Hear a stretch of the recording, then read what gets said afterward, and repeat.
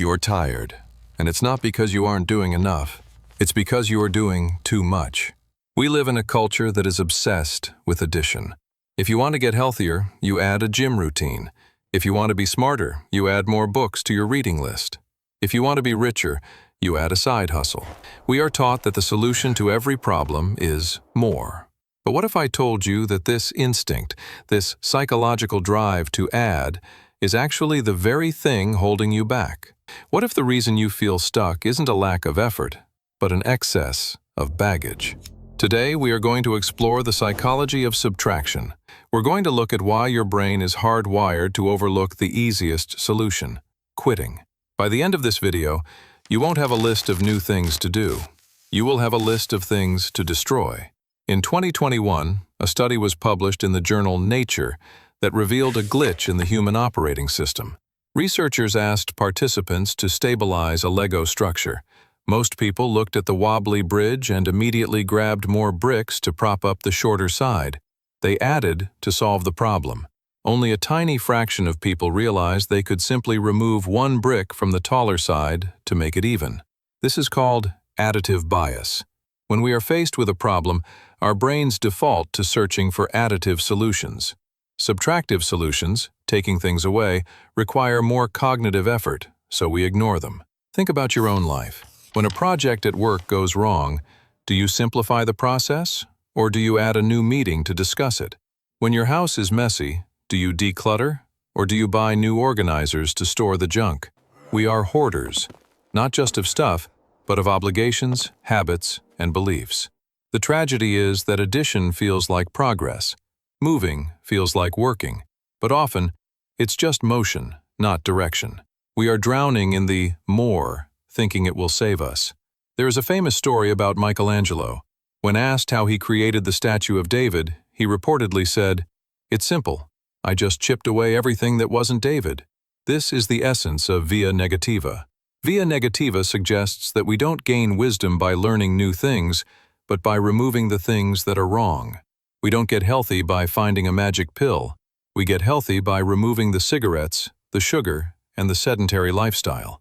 Improvement is not a painting where you add brushstrokes. Improvement is a sculpture. It is an act of reduction. But here is the hard truth. Subtraction is painful. Addition is ego-stroking. It says, "Look at all I can handle." Subtraction is ego-threatening. It says, "I was wrong to hold on to this." To subtract, you have to admit that a past version of you made a mistake by saying yes, and that takes courage. Now, I want to be very clear. I am not telling you to give up. There is a massive difference between giving up and quitting. Giving up is an emotional reaction to difficulty. It's checking out because it's hard. Quitting is a strategic decision to pivot. It is the realization that the opportunity cost is too high. Seth Godin talks about this in his book, The Dip. He argues that winners quit all the time. They just quit the right things at the right time. You cannot be great at everything.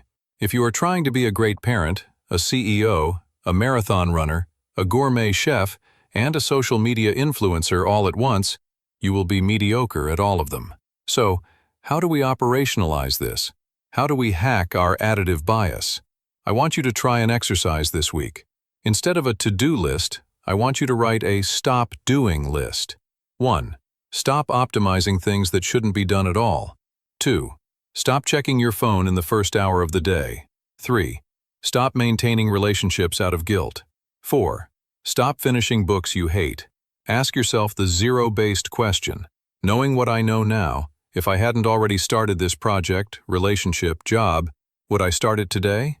If the answer is no, you are only staying because of the sunk cost fallacy. You are staying because you already paid for the ticket, even though the movie is terrible. Walk out of the theater.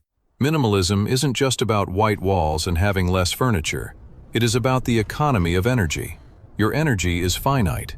Every time you say yes to something minor, you are saying no to something major. So, here is your challenge for the next 24 hours. Find one thing to subtract. Just one. Cancel a subscription. Delete an app. Decline a meeting. Say no to a dinner invite you're dreading.